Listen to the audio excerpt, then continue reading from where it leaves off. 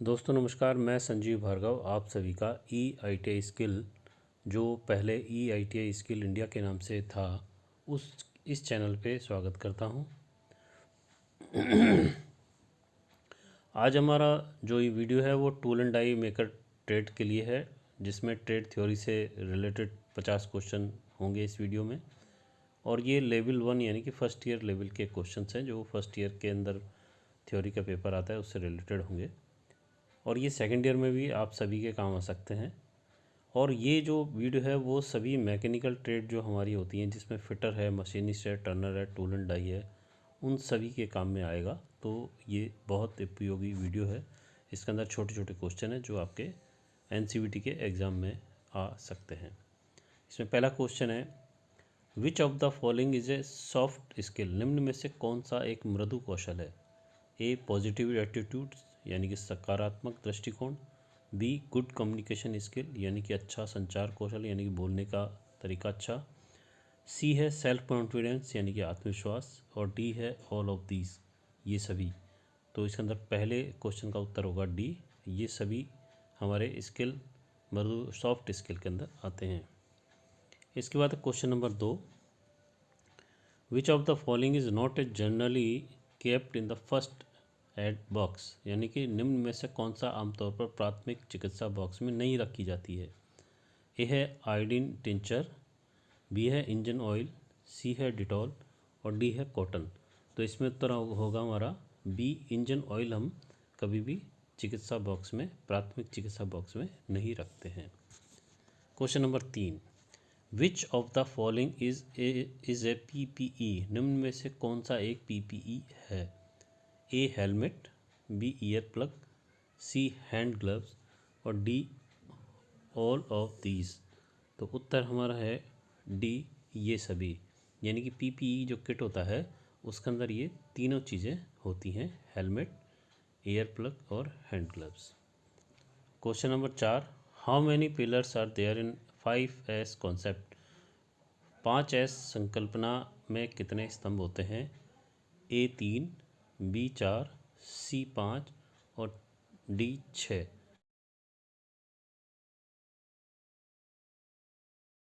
तो उत्तर है हमारा सी 5। 5S है तो इसके अंदर 5 ही कॉन्सेप्ट होते हैं। Question number 5, which of the following is non ferrous metal? निम्न में से कौन सा एक एलो धातु है?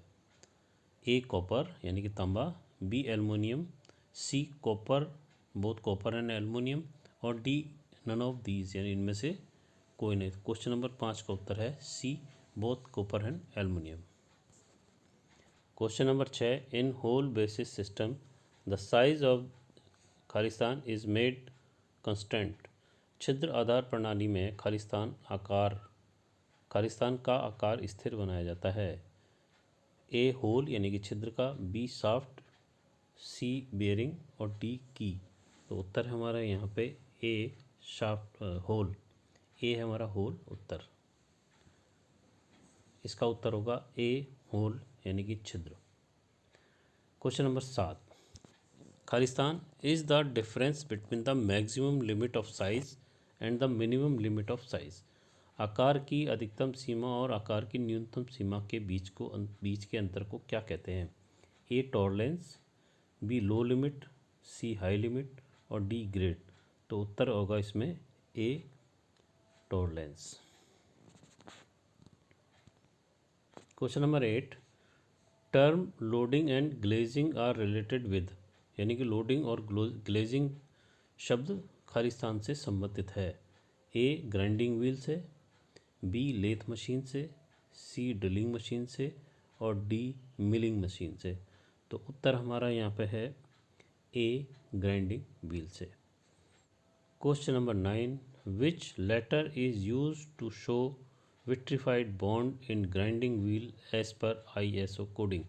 ग्राइंडिंग व्हील की ISO कोडिंग के अनुसार कौन सा अक्षर विट्रीफाइड बॉन्ड को दर्शाने में प्रयोग होता है? A V, B S, C E और डी R। क्वेश्चन नंबर 9 का उत्तर है हमारा ए यानी कि V for vitrified. Question number 10, how many cutting edge are there in a single point cutting tool. Single point cutting tool में कितने cutting edge होते हैं? A1, B2, C3, D4। Question number 10 का उत्तर है ए यानी कि 1। Question number 11, what is the name of machine show in a figure in the figure. चित्र में दर्शाई गई मशीन को पहचान करें। तो ए है मिलिंग मशीन, बी है ड्रिलिंग मशीन, सी है शेपर मशीन और डी है यहाँ पे लेथ मशीन। तो उत्तर क्वेश्चन नंबर 11 का उत्तर है डी लेथ मशीन। तो ये एक लेथ मशीन है। Question number 12, which of the following operation can be performed on the lathe machine. निम्न में से कौन सी संक्रिया लेथ मशीन पर की जा सकती है? पहला है ए थ्रेडिंग, बी है नर्लिंग, सी है टर्निंग और डी है ऑल ऑफ दीज यानी कि ये सभी। तो लेथ मशीन एक ऐसी मशीन है जिसके ऊपर ये तीनों जो प्रक्रिया हैं ऑपरेशन है वो की जा सकते हैं, थ्रेडिंग, नर्लिंग और टर्निंग। तो उत्तर हो गया हमारा डी ये सभी। Question number 13, which of the following is not done by head stock. निम्न में से कौन सा हेड स्टॉक द्वारा नहीं किया जाता है? A it contents drive mechanism, यह ड्राइव मैकेनिज्म को धारण करता है। B it contents face plate and chuck, यह फेस प्लेट और चक को धारण करता है।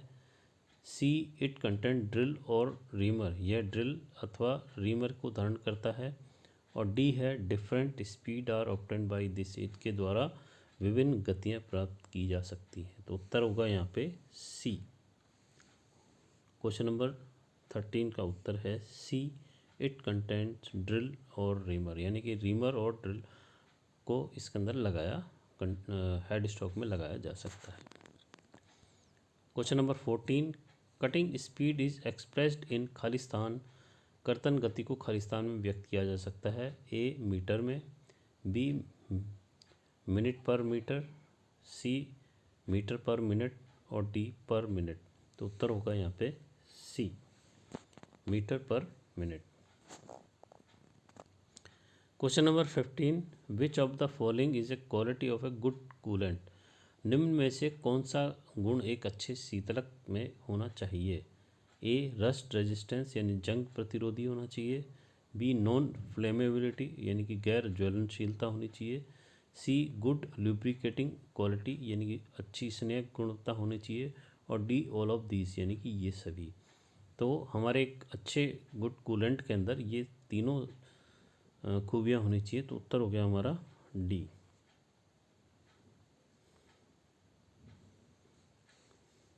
Question number 16, which of the following is A solid lubricant. निम्न में से कौन सा एक ठोस स्नेहक है? ए ग्रीस, बी ग्रेफाइट, सी मिनरल ऑयल और डी नाइट्रोजन। तो उत्तर है हमारा बी ग्रेफाइट, क्योंकि ग्रेफाइट जो है वो सॉलिड होता है और ग्रेफाइट का काम एक स्नेहक यानी कि लुब्रिकेंट के रूप में भी किया जा सकता है।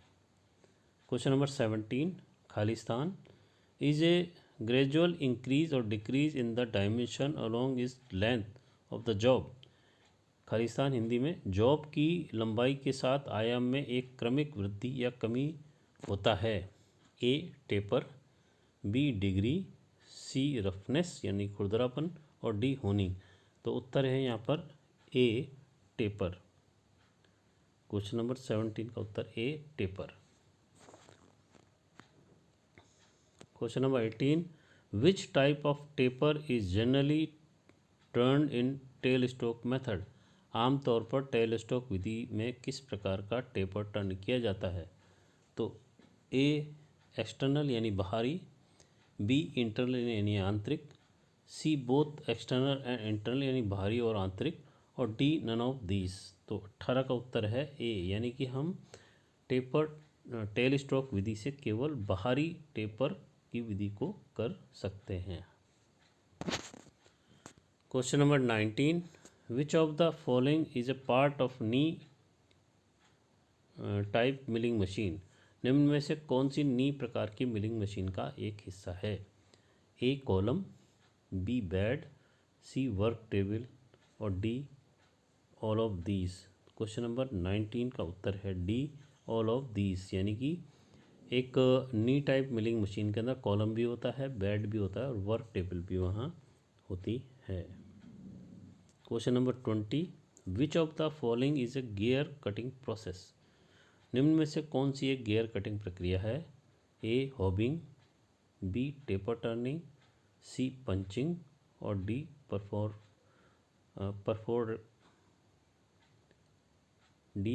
परफोरेटिंग। तो उत्तर है यहाँ पे A hobbing. Question number 21, generally which type of surface is finished by surface grinding machine? आमतौर पर किस प्रकार की सतह को सतह ग्राइंडिंग मशीन द्वारा परिष्कृत किया जाता है?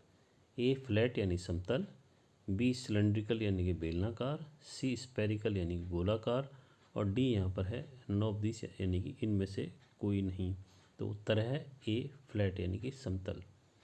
सरफेस ग्राइंडिंग के द्वारा समतल सतह की ग्राइंडिंग की जाती है या परिष्कृत किया जाता है। Question number 22, generally which type of grinding machine is use to grind external cylinder surface? सामान्यतः बाह्य बेलनाकार सतह को की ग्राइंडिंग के लिए किस प्रकार की ग्राइंडिंग मशीन का प्रयोग किया जाता है? तो ए सिलेंड्रिकल ग्राइंडिंग मशीन यानी कि बेलनाकार grinding machine, B internal grinding machine यानी कि आंतरिक grinding machine, C surface grinding machine यानी कि सतह ग्राइंडिंग मशीन और डी फोटोकेमिकल। तो उत्तर हमारा यहाँ पे है A cylindrical grinding machine. Question number 23, steel is an alloy of carbon and, steel जो है कार्बन और किस चीज़ की एक मिश्र धातु है? इसमें ए है copper, B aluminium, C sodium और डी आयरन। तो यहाँ 23वें सवाल का उत्तर है डी आयरन यानी कि लोहा। Question number 24, which of the following is a surface hardening process? निम्नलिखित में से कौन सी सरफेस हार्डनिंग प्रक्रिया है? A flame hardening, B induction hardening, C both flame and induction hardening और डी नन ऑफ दीज। तो क्वेश्चन नंबर 24 का उत्तर है C both flame and induction hardening के द्वारा हम सरफेस हार्डनिंग प्रोसेस करते हैं। Question number 25, which quality of metal can be tested with the help of Rockwell test? यानी कि रॉकवेल परीक्षण की सहायता से पदार्थ के किस गुण का परीक्षण किया जा सकता है? ए हार्डनेस यानी कठोरता, बी मेलेबिलिटी यानी कि आघात वर्धनीयता, सी इलास्टिसिटी यानी कि प्रत्यास्थता और डी डक्टिलिटी यानी कि तन्यता। तो क्वेश्चन नंबर 25 का उत्तर है A hardness. Question number 26, type of testing in which work piece is tested without breaking is called? परीक्षण का प्रकार जिसमें कार्यखंड को बिना तोड़े परीक्षण किया जाता है खालिस्तान कहलाता है। ए नॉन डिस्ट्रक्टिव टेस्ट यानी कि अविनाशात्मक परीक्षण, बी डिस्ट्रक्टिव टेस्ट यानी कि विनाशात्मक परीक्षण, सी सेमी डिस्ट्रक्टिव टेस्ट यानी अर्ध विनाशात्मक परीक्षण और डी केमिकल टेस्ट। तो यहाँ उत्तर है हमारा ए नॉन डिस्ट्रक्टिव टेस्ट, ए विनाशात्मक परीक्षण। उत्तर है ए नॉन डिस्ट्रक्टिव टेस्ट, अविनाशात्मक परीक्षण। Question number 27, tensile testing is a type of Khalistan यानी कि तन्यता परीक्षण खालिस्तान का एक प्रकार है। इसमें ए है नॉन डिस्ट्रक्टिव टेस्टिंग यानी कि अविनाशात्मक परीक्षण, बी डिस्ट्रक्टिव टेस्टिंग यानी कि विनाशात्मक परीक्षण, सी सेमी डिस्ट्रक्टिव टेस्टिंग यानी कि अर्ध विनाशात्मक परीक्षण और डी केमिकल टेस्टिंग। तो क्वेश्चन नंबर 27 का उत्तर है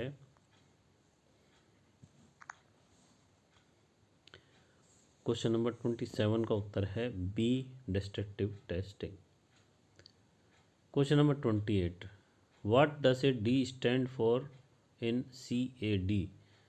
कैड में डी से क्या अभिप्राय है? डेकोरेशन, बी डिज़ाइन, सी डेप्थ और डी ड्राफ्ट। तो क्वेश्चन नंबर 28 का उत्तर हो गया हमारा B design. Question number 29, which of the following is A type of coordinate system in A AutoCAD. निम्नलिखित में से कौन सा ऑटोकैड में एक कोऑर्डिनेट प्रणाली का एक प्रकार है। A absolute, A obsolete, B polar, C relative और डी ऑल ऑफ दीज। तो यहाँ पे 29 का उत्तर है D all of these.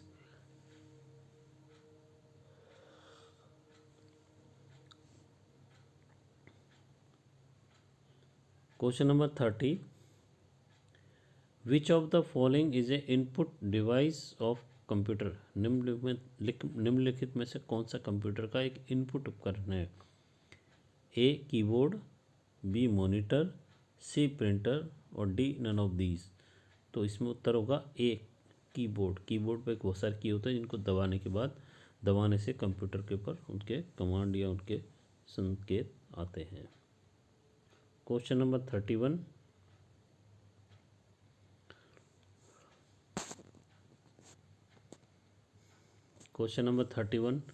any working or a control system that use liquid as the terminating. Question number 31, any working or a control system that uses liquid as the transmitting fluid as is known as Khalistan. कौन सी कार्य या नियंत्रण प्रणाली जो तरल का प्रयोग संचारण द्रव की तरह करती है खालिस्तान के रूप में जाना जाता है। ए हाइड्रोलिक सिस्टम यानी कि द्रव चालित प्रणाली, बी प्यूमेटिक सिस्टम यानी कि वायवीय प्रणाली, सी मैकेनिकल सिस्टम यानी कि यांत्रिक प्रणाली और डी है केमिकल सिस्टम यानी कि रासायनिक प्रणाली। तो उत्तर है यहाँ पे ए हाइड्रोलिक सिस्टम, द्रव चालित प्रणाली। Question number 32, sensor are Khalistan element in electropneumatic circuit.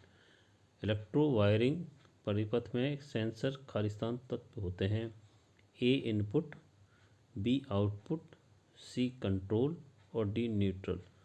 तो उत्तर होगा यहाँ पे सी कंट्रोल।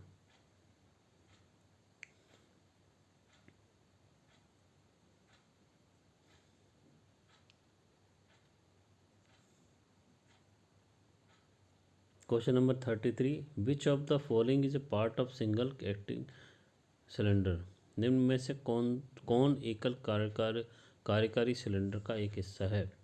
ए piston, B piston rod, C seal और डी ऑल ऑफ दीज। उत्तर हमारा डी ऑल ऑफ दीज यानी कि ये सभी हमारे एक सिंगल एक्टिंग सिलेंडर के अंदर पार्ट के रूप में होता है। Question number 34, how many parts are there in double acting cylinder for supply. आपूर्ति के लिए द्विकारकारी सिलेंडर में कितने पोर्ट होते हैं। ए है 1, बी है 2, सी है 3, डी है 4। क्वेश्चन नंबर 34 उत्तर है B 2। Question number 35, what are the reason for the accident in the work place. कार्यस्थल पर दुर्घटना होने के क्या कारण होते हैं। ए इग्नोरेंस यानी कि अज्ञानता, बी केयरलेसनेस यानी कि लापरवाही, सी ओवर कॉन्फिडेंस यानी अत्यधिक आत्मविश्वास और डी ऑल ऑफ दिस यानी कि ये सभी। तो ये तीनों ही हमारे एक्सीडेंट होने के कारण होते हैं वर्क प्लेस के ऊपर। Question number 36, the non return valve always Khalistan way flow in water supply और draining line. Non return valve पानी का आपूर्ति या जल निकासी लाइन में खालिस्तान तरफा प्रवाह की अनुमति देता है। नॉन रिटर्न का मतलब जिसमें वापस नहीं आता, तो यानी कि एक तरफा होगा, तो इसमें उत्तर होगा A1। Question number 37, hydraulic jack work on खालिस्तान। हाइड्रोलिक जैक खालिस्तान पर कार्य करता है न्यूटन्स लॉ पर, चार्ल्स लॉ पर, पास्कल लॉ पर और डार्विन के नियम पर। तो उत्तर होगा हमारा सी पास्कल के नियम पर। Question number 38, the body of the machine is made up of these metal. मशीनों की बॉडी किस धातु की बनी होती है? तो यहाँ पर है हमारी, पहला है ए पिग आयरन यानी कच्चा लोहा, बी है कास्ट आयरन यानी कि ढलवा लोहा, सी है तांबा और चौथा है एल्युमिनियम। तो अधिकतर जो 99% जो मशीन की बॉडी होती हैं वो ढलवा लोहे से बनी होती हैं। Question number 39, which of the following is a function of a jig. निम्न में से कौन सा जिग का एक कार्य है? ए होल्डिंग यानी पकड़ना, बी लोकेटिंग यानी कि स्थापन करना, सी गाइड यानी मार्गदर्शन करना और डी यानी कि ऑल ऑफ दीज। तो उत्तर हो गया हमारा यहाँ पे डी, क्योंकि जो हमारा जिग होता है वो सारे काम करता है। तो क्वेश्चन नंबर 39 का उत्तर होगा हमारा D. Question number 40, jig and fixtures are used for खालिस्तान। जिग और फिक्चर का प्रयोग खालिस्तान के लिए किया जाता है।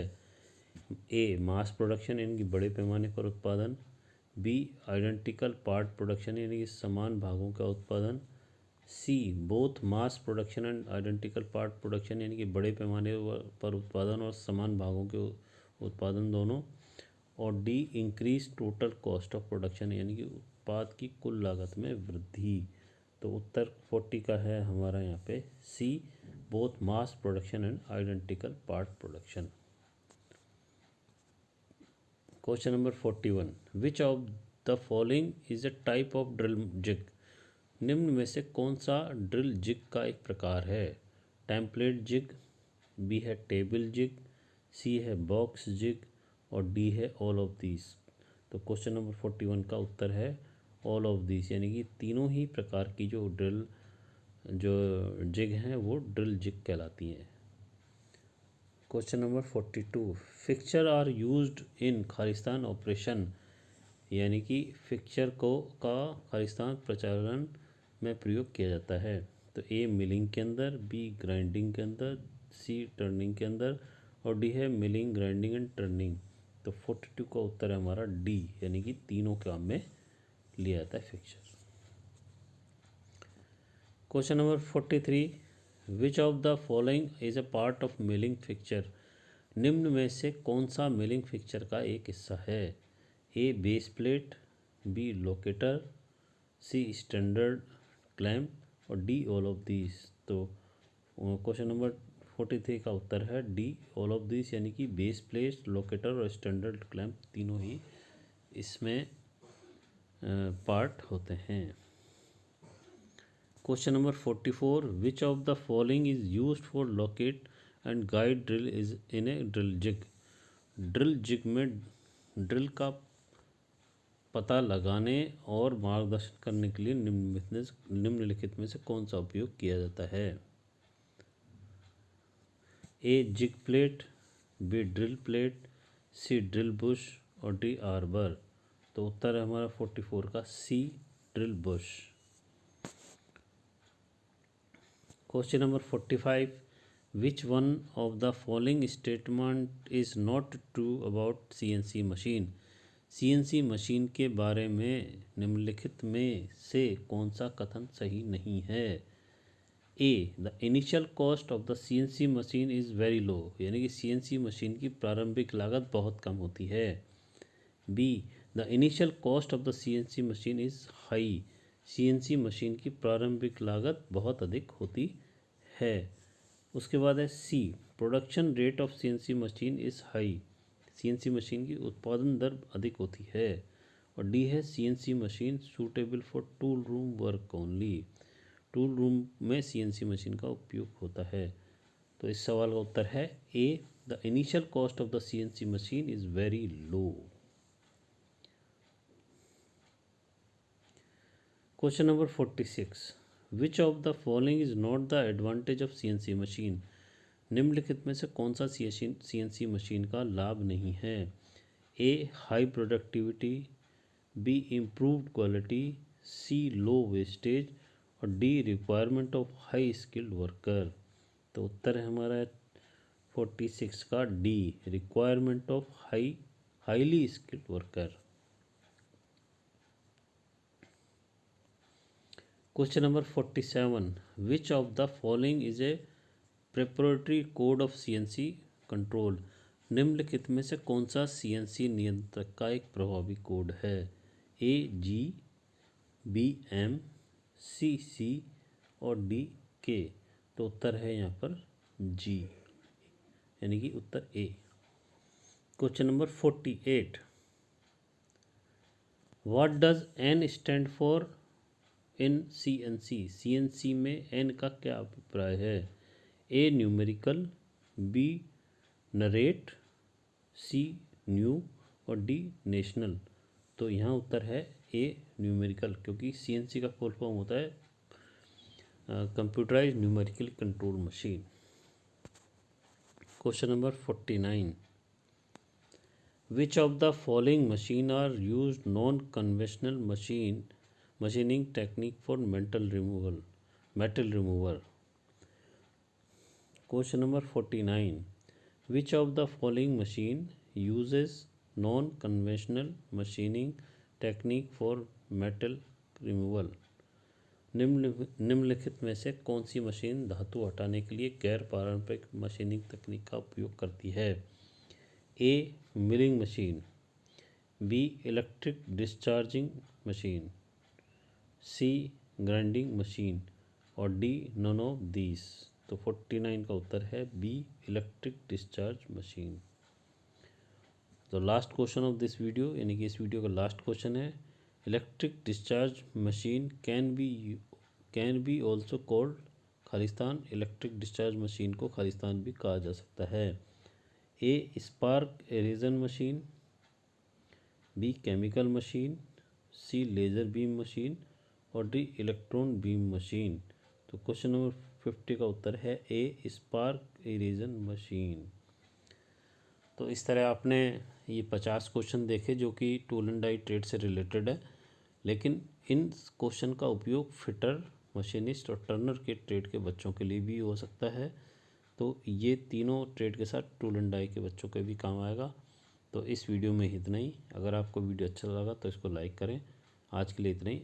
अगले जो क्वेश्चन है आगे के, वो भी मैं आपके अगले वीडियो में लेकर आऊँ, क्योंकि ऑलरेडी ये 30 मिनट का वीडियो हो चुका है। तो आज के लिए इतना ही। नमस्कार, धन्यवाद, जय हिंद, जय भारत।